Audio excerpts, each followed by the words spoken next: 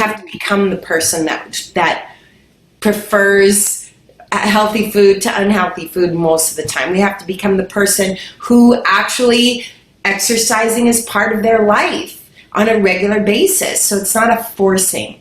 Mm-hmm. So I created intenSati as a way to really help people change their language and change their life, rewiring their neural pathways, seeing that you can actually activate a feeling of strength when you need it, or a feeling of love, or a feeling of passion, or a feeling of peace.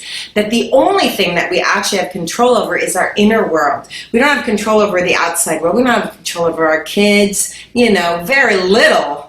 But as we know, as I've seen, true life experience is they do what we do, they say what we say, they act how we act. Exactly. So the greatest gift we give to our kids is becoming the person we want them to be.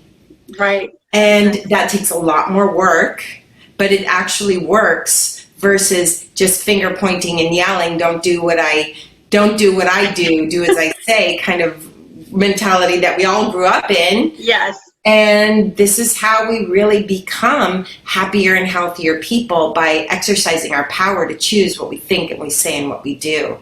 And it requires, like anything, practice. And I thought, what if I turn it into this fun, inspiring, uplifting thing where people learn to uplift themselves, people learn to praise themselves, acknowledge themselves, people learn to shift their focus on what's right instead of what's wrong, people learn to speak what it is they want instead of what they don't want. We become the best version of ourselves every single day. And so sati means mindfulness. It means paying attention, real attention to what's going on inside, but without judgment. Just paying attention without the label of good and bad.